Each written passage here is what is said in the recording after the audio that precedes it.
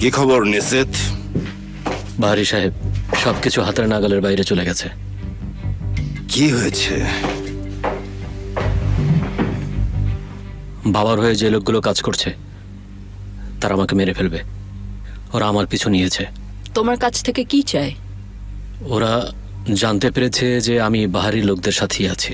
ওরা বলেছে আমাকে আর বাহারি সাহেবকে খতম করে দেবে। ওরা কিন্তু খুবই ক্ষিপ্ত হয়ে আছে। ওরা আমার বাবার হত্যার প্রতিশোধ নিতে চায়। আমরা এই বিষয়টা দেখছি, চিন্তার কিছু নেই। হ্যাঁ, আমরাই করব। এটা তো সামান্য বিষয়। আমরা কি করব? আমার আসলে একটা অন্যরকম পরিকল্পনা আছে। আমার বাবা সবসময় একটা কাজ করতেন, এই লোকগুলোর ব্যক্তিগত নথিপত্র রেখে দিতেন। তারা কি করে, কোথায় যায়, কোথায় থাকে, কোন এলাকায় কে মাদক কেনা বেচা করে, তাদের মধ্যে কেউ অস্ত্র চোরাকারবারি করে কিনা। ঠিক আছে, তাহলে ফাইলগুলো নিয়ে এসো। যদি আমরা তা করতে পারি তাহলে ওরা সবাই আমাদের কথা শুনবে।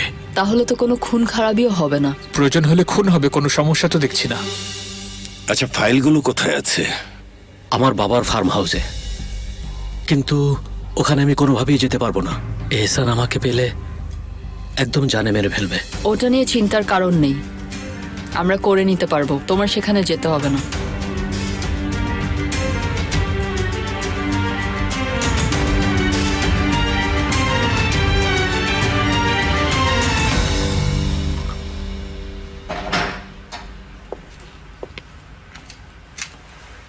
নাও এটা।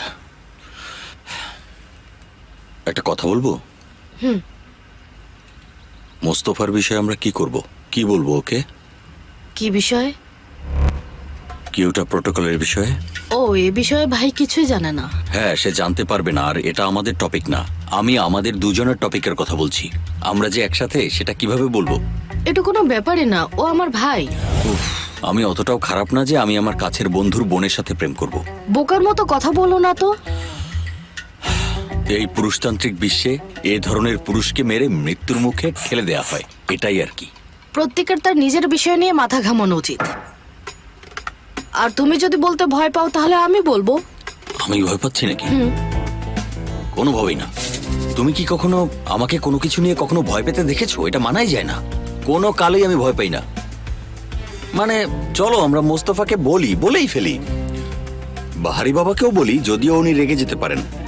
ও, বাহারি বাবা একজন রোমান্টিক মানুষ, উনি আমাদের বিষয়টা বুঝবেন আই থিঙ্ক।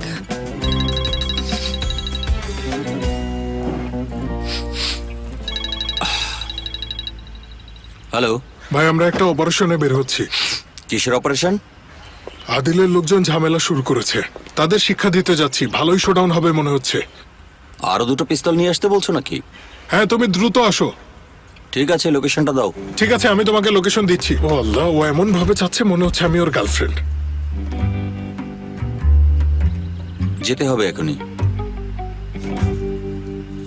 এই তো আমার বাচ্চাটা, এই যে এখানে বসো। বাবা, এটা কিন্তু ভীষণ অ্যাডভেঞ্চারাস। অবশ্যই, তুমি আর আমার সাথে ঘুরতে গিয়ে বিরক্ত হবে না। কেমন আছো সিনান? ভালো আছি আশা আন্টি। তুমি কি চলে যাচ্ছ? হ্যাঁ, যাচ্ছি। আমি তোমাকে আমার প্রিয় খাবারটা রান্না করতে বলতাম। আচ্ছা, আমি এখন হসপিটালে যাচ্ছি, অনেকদিন হসপিটালে যাই না। পরে রান্না করে খাওয়াবো, ঠিক আছে? দেখা হবে। আসছি, বাই। বাবা, তোমার আরেকটা হেল্প আমার দরকার, খুবই দরকার।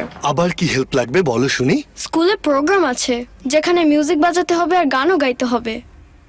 এক কথায় এটা ফ্যামিলি ডে, যেখানে প্রত্যেক বাচ্চা তার বাবার সাথে কিছু না কিছু পারফর্ম করে দেখাবে।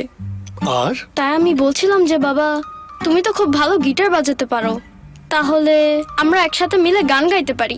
জাজ ব্রাদার্স এর মতো, তাই না? হ্যাঁ, নট ব্রাদার্স, জাস্ট বাবা আর ছেলে। আর কেউ আমাদের ভাইও মনে করবে না বাবা। ঠিক বলেছ। ঠিক আছে, তাহলে দেখছি কি করা যায়। ও, অবশেষে আমরা বাসায় এসেছি।